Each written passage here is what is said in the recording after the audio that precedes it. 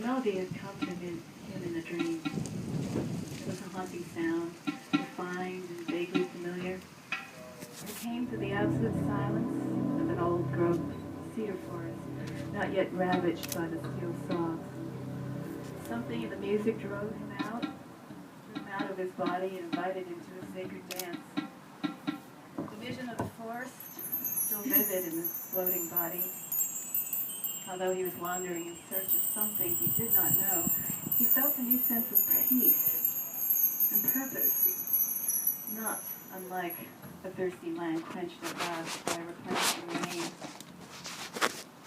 At first light, with the dream more real than any event in his recent memory, Bernard closed the doors of his cabin and set out in the direction of the dawn. The music had come to the young man in his sleep, breaking the silence of his waking hours, which had been silent since he was 5 years old. But now, following the surge of the music in his inner ear, he walked purposely beyond the lake and the surrounding autumn landscape of his home.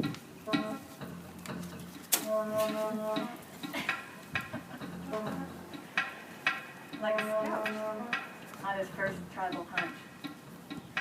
His feet paced up in the rhythm of the music for 11 hours, but he felt no tiredness. His sense of purpose was strong. He reached La Peregrine Creek, taking the old loggers' road to where it met the Salmon River at the base of Mount Magente.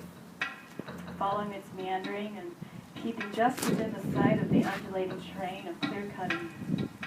The area around Salpêtrière was first settled by French fur traders in the early 17th century, the introduction of the creek and river, and much later became a lumber town. By the time he found his way to the settlement, however, it had become a ghost town, abandoned for more than 3 decades. A scandal, it was rumored, had sent the town into a downward spiral that decimated the once thriving timber camp. Whole families retreated from Salpêtrière to other nearby towns. A few settled new camps downriver, and others packed up to move southward to New England and back to Europe, until the sawmill eventually shut down for lack of willing workers. Although he set out at the first dim rays of dawn on foot, assisted by the occasional motor car, he did not reach this main bend of the river until nearly nightfall, much later than he had hoped. The low-grade light of the sun behind the tree line now presented him with a dilemma. Finding it much too dark to proceed into the thicket, but too early to abandon his plan, he parted the low branches of the thick undergrowth on the periphery of the forest and brought himself tall as a warrior and searched the dense woodland floor with his eagle eyes for a trail. A path, a clearing of some kind to suggest an entrance, a safe passage to the cauldron of this dark evergreen sea. Meanwhile, the sunset had turned a deep, dusty red, gold and navy against the black silhouette of the encircling trees.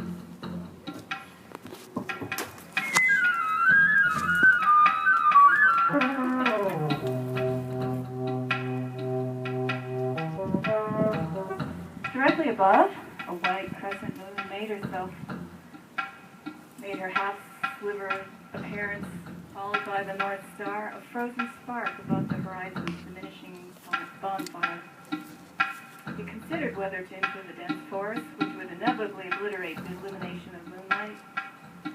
With his sense of purpose still strong, he was keen to advance into the belly of the beast, to discover the source of the pull, which, like a fishhook, had lodged itself in a central space in his inner ear, and was now working its magic to reel him in. He was a salmon swimming instinctively upriver through a path of undeniable dangers, a night forest replete with predators. But he confronted his momentary fears with uncharacteristic disregard. For tonight, logic and self-preservation were not his masters.